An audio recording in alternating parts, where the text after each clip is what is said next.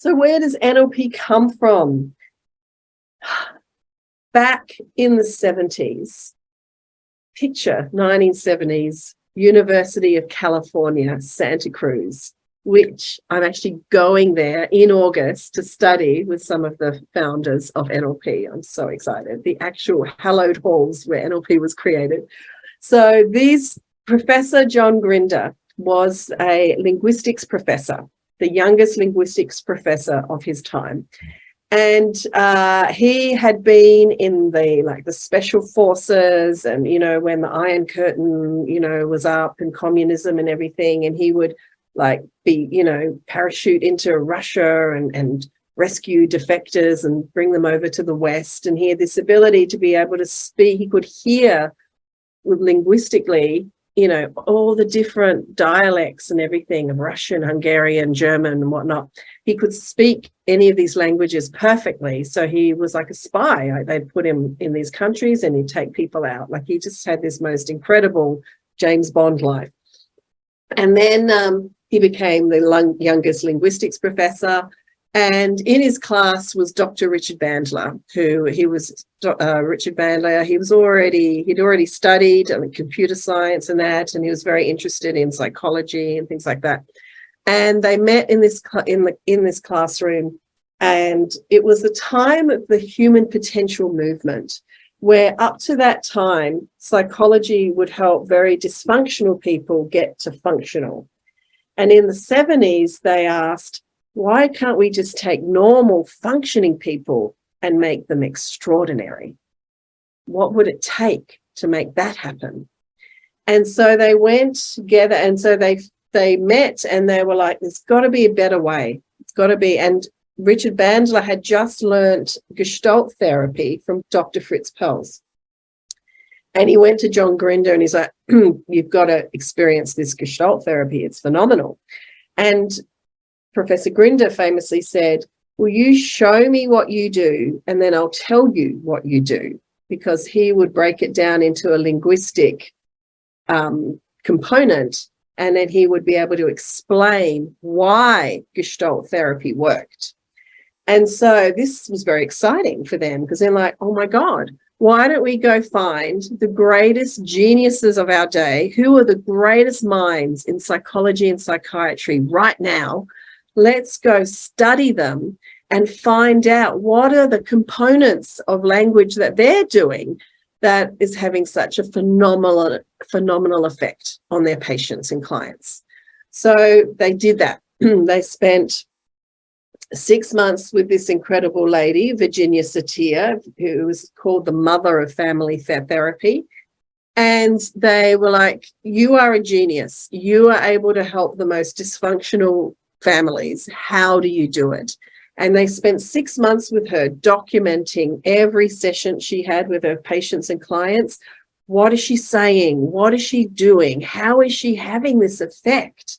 And then they structured, so everything that she said, they worked out through trial and error and testing, what were the bits that are just idiosyncratic, that were just her personality or just things that she said to that particular person, and what are the patterns of language that she was using that was working with every single client.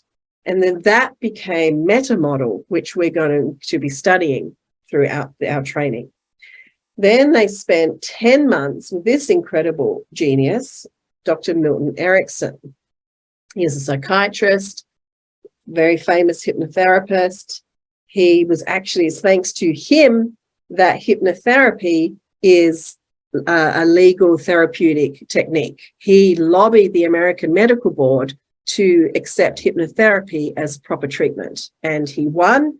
And then the other boards in the world followed. So we're very fortunate that he did all of that groundwork for us. So they spent 10 months in Phoenix, Arizona with this man. He saw clients and patients like 12 hours a day, 6-7 days a week, right? So he was an absolute genius at what he did. And he's very trance-like, like you can't sort of, you couldn't be in his company without kind of going into hypnosis. He could just have a conversation with you and you would just be in a complete trance.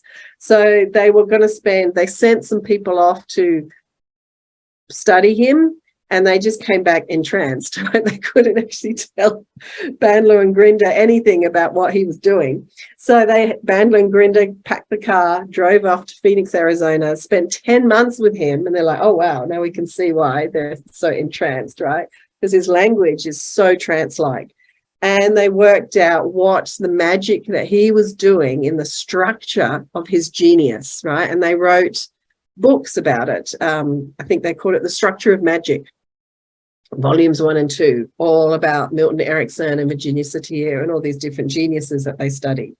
So through this became then sensory acuity, rapport building, all of the language that we do. So much of this comes from Milton Erickson, an absolute genius.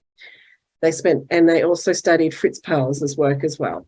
So through all of this great study, through this attitude of curiosity, what is the structure of genius? Why don't we go find genius minds and study them? And that's what they did. So, and then they experimented and they modeled and they tested and tested and tested, and all of that left behind a trail of techniques that is NLP. So NLP is about having the freedom to make choices that empower you and others. And it's about discovering, I love this, all of the choices that you may not have noticed you have. I find that so interesting, right? It's not just about what we already think we can do, but maybe think for whatever reason that we just can't do it yet or don't know it yet. But it's actually, what have we not even thought of that is possible for us in our own lives? That's what NLP is interested in. So wonderful. So here they are when they were young. It was very hard to find photos of them when they were young. So here they are on the left, that's Richard Bandler. On the right is Professor Grinder. Here's Virginia Satir. And, you know, they're just fooling around, they're just joking around. Like, can you imagine, like, it was the 1970s anyway, but it was this whole period of experimentation and this, they was like cowboys in this new adventure, right? They knew they were going to change the world with what they were discovering. It was this very exciting time. And there were no rules, there were no boundaries, it was brand new. And so it was a very exciting time to be alive. And out of this excitement and enthusiasm and passion for learning and unlocking the code of genius, that NLP was born.